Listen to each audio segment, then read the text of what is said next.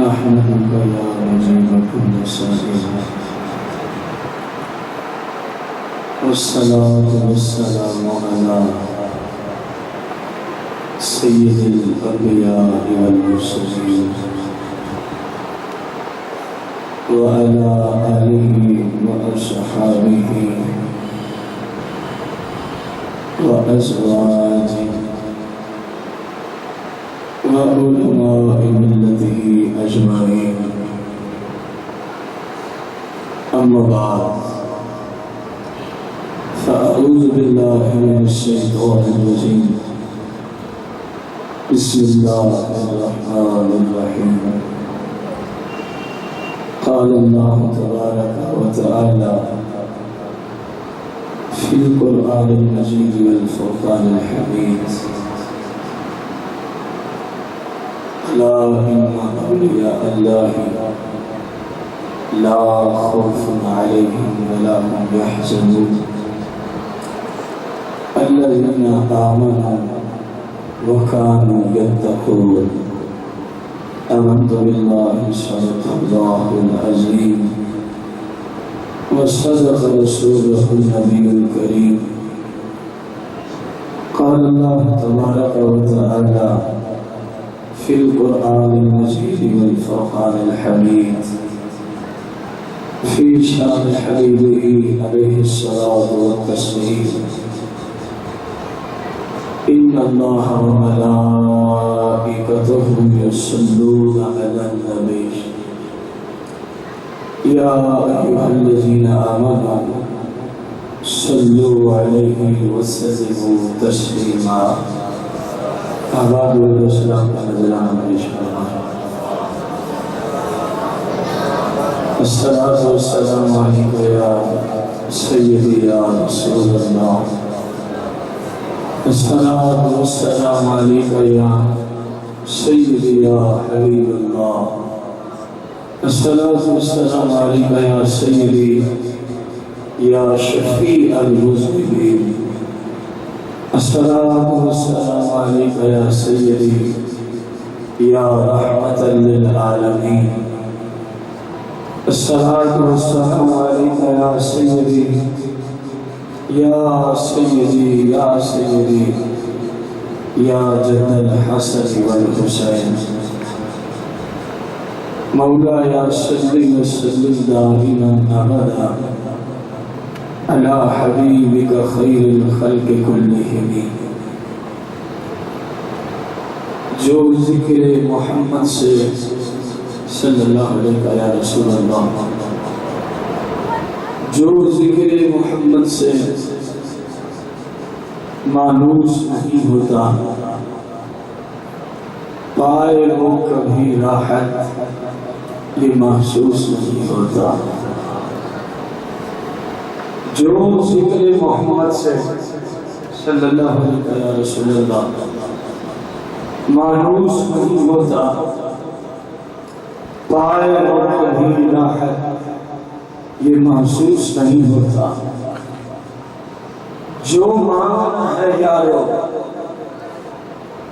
جو مانگنا ہے یارو، مانگو ترے زہرا سے. جو مانگنا ہے یارو، مانگو ترے زہرا سے. اس گھر کا گدا کبھی مایوس نہیں ہوتا، اس در کا گدا کبھی مایوس نہیں ہوتا. حمد و صلاۃ کے بعد احباب عزیز و مسامعین محتشم، آج کی یہ مقدس اور نورانی محفل پاک صوفی باصفا حضرت علامہ مولانا امانت علی رحمت اللہ تعالی علیہ بانی مسجد غوثیہ رضویہ مانا والا فیصل آباد، آپ کے عرص پاک کے سلسلہ میں منعقد کی گئی ہے۔ اللہ کریم سے دعا گو ہے کہ اللہ کریم میری اور آپ سب کی اس حاضری کو اپنی بارگاہ قدسیہ میں شرف قبولیت کا درجہ عطا فرمائے، اور ہم اس بات کی بھی عرض کرنا چاہیں گے کہ مالک اس پرفتن دور میں جن بھائیوں نے، بزرگوں نے، حاجی محمد سلیم بھائی عاشق علی فوجی صاحب، بھائی عبد الغفار اور جتنے بھی بھائی ان کے ساتھ مل کے جنہوں نے اس مقدس محفل کا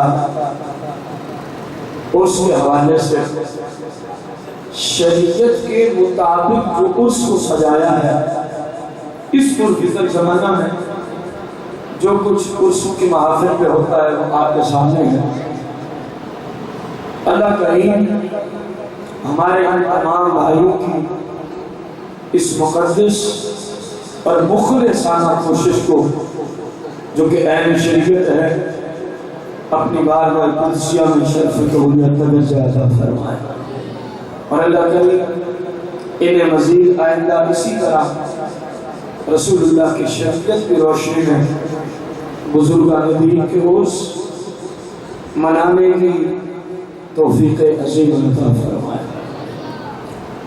سامعین محتشم، قرآن مجید فرقان حمید سے ایک آیت کا کچھ حصہ میں نے تلاوت کیا ہے۔ دیکھیں، بات وہ اچھی ہے جو اللہ اور اس کے رسول کے حکم کے مطابق ہو، نہ آپ میری ذاتی رائے کو مانیں، نہ آپ پر فرض ہے کہ آپ میری ذاتی رائے کو مانیں گے، آپ پر فرض نہیں ہے۔ اچھی بات یہ ہوتی ہے کہ بندہ جو مسلمان ہے وہ اللہ کی بات مانے اور اللہ کے رسول کی بات مانے۔ کسی بھی شعبہ میں، کسی بھی معاملہ میں مسلمان کا یہ فرض ہے کہ اس معاملہ میں جو اللہ اور اس کے رسول کی ہدایات ہیں وہ ان کو مانے۔ اگر اللہ اور اس کے رسول کی ہدایات کے مخالف کوئی پیر صاحب آ جائے، کوئی مولانا صاحب آ جائے، اللہ نہ کرے کوئی مفتی صاحب آ جائے، امام مسجد صاحب آ جائے، پیر و مرشد استاد آ جائے، تو مسلمان پہ فرض ہے ان سب کو چھوڑ دے، صرف رسول اللہ کی شریعت کا دامن تھام لے۔ جب ان میں سے کوئی شریعت کے خلاف ہم سے کوئی کام کروانا چاہے تو رسول اللہ کی حدیث ہے، قال النبی علیہ السلام والتسلیم، ما من احد لا طاعت لأحد فی معصیت اللہ ورسولہ عز وجل وصلی اللہ علیہ وسلم۔ کیا فرمایا؟ لا طاعت لأحد، فرمایا کائنات میں کسی بندے کی بات تم نے نہیں ماننی، کائنات میں کسی بندے کی بات تم نے نہیں ماننی، کا فی معصیت اللہ ورسولہ، جب اس کی بات مانو تو اللہ اور اس کے رسول کی شریعت کے خلاف ہو جائے تو سرکار نے فرمایا تم نے کسی کی نہیں مانی۔ میں نے بھی یہ جملے بولے ہیں، اگر آپ کو مفتی صاحب شریعت کے خلاف کوئی بات کہتے ہیں، آپ مفتی صاحب کی بات نہ مانیں۔ پیر صاحب آپ سے شریعت کے خلاف کام کرواتے ہیں، آپ پیر صاحب کی بات، آپ کے استاد صاحب، شوہر، والدہ، والد، کائنات کا کوئی فرد ہو، لا طاعت لأحد، سرکار نے فرمایا میرا حکم ہے اپنی امت کو کہ اس وقت جب کسی کی بات ماننے میں اللہ اور اس کے رسول کی خلاف ورزی، اللہ رسول کی شریعت کے خلاف اس کی بات ماننے میں کوئی کام لازم آتا ہو تو فرمایا اگر مجھے مانتے ہو تو میں تمہیں کہہ رہا ہوں جب کوئی شریعت کے خلاف کہے تم نے اس کی بات نہیں مانی، تم نے اس کی بات نہیں مانی، اب خود کریں اب میری بات نہ مانے، لیکن جو وہ قرآن و حدیث آپ کے سامنے رکھوں کم از کم اس کو تو ماننا ہوگا نا، کیونکہ آج کا موضوع جہاں اہل سنت کے لیے خوشیوں کا ظاہری طور پہ پیغام میں آئے گا، وہی کچھ کڑی اور سخت باتیں بھی ہوں گی، کچھ سچی باتیں بھی ہوں گی۔ ممکن ہے میرے کسی بھائی کو یہ میرا لیکچر بیان کہ یہ بڑی سختی کی ہے، میں نے اس لیے پہلے تمہید کے طور پہ عرض کر دیا، میری نہ مانو، امام مسجد کی نہ مانو، پیر و مرشد کی نہ مانو، مفتی صاحب کی نہ مانو، اپنے والد، ماں، شوہر، بیوی کی نہ مانو۔ کب؟ جب ان کی ماننے میں اللہ کی شریعت کے مخالف خلاف ورزی لازم آئے تو رسول اللہ نے فرمایا تم نے اس طرح کسی شخص کی بات کو ماننا۔ اب غور کرنا، ہم ایک نیک بندے کے عرس کی تقریب میں شامل ہیں، پیر مولانا امانت علی رحمت اللہ تعالیٰ علیہ کے عرس کے سلسلہ میں۔ اللہ کا قرآن ہے، الا ان اولیاء اللہ لا خوف علیہم ولا هم یحزنون۔ اس آیت کا ترجمہ آپ میں اکثر کو آتا ہے کہ جو اللہ کا دوست ہے نہ دنیا میں کوئی غم ہے، نہ قبر میں اسے کوئی غم ہے، نہ کوئی خوف ہے، وہ دنیا میں بھی بے خوف ہوتا ہے، اس پہ کسی شخص کا وہ صرف حق بیان کرتا ہے، اپنی ساری زندگی رسول اللہ کی شریعت کے جام بھر بھر کے لوگوں کو پلاتا ہے، وہ اس بات کی پرواہ نہیں کرتا کہ میں یہ جو حق کہنے چلا ہوں کہیں کوئی محلے والا ناراض نہ ہو جائے، کوئی مقتدی ناراض نہ ہو جائے۔ اللہ والوں کی پہچان یہ ہے کہ وہ جب بھی بولتے ہیں مصطفیٰ کریم کی شریعت کی روشنی میں بولتے ہیں۔ اور کریں اللہ کریم نے فرمایا اللہ کے ولیوں کو، اللہ کے دوستوں کو نہ کوئی خوف ہوتا ہے نہ کوئی غم ہوتا ہے، وہ بے خوف ہو کے اللہ کی دین کی خدمت کرتے رہتے ہیں۔ اب ہیں کون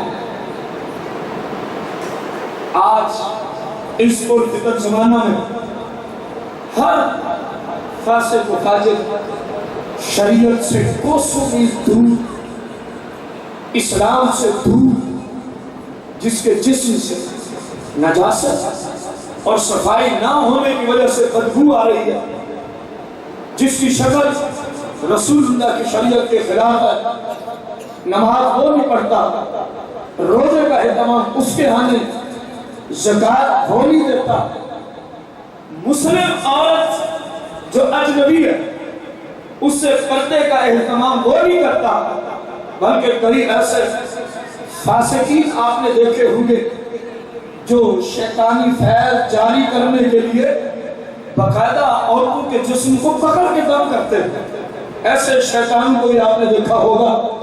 میرے بھائی آج پرفتن زمانہ، پرفتن دور ہے، ہر گلی میں محلے میں کئی پیر بنے ہوئے بیٹھے ہیں، نہ میری مانو نہ کسی اور کی مانو، خدا کی قسم جس کو قرآن پیر کہہ دے میں بھی اس کو پیر مانتا ہوں اور ساتھی اس کو پیر مان دو۔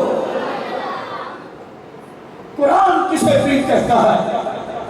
آج یہ جو تماشا بنا ہوا ہے، ہر وہ فاسق و فاجر جس کا کوئی کام رسول اللہ کی شریعت کے مطابق نہیں، وہ بھی ہمارا پیر و مرشد ہے۔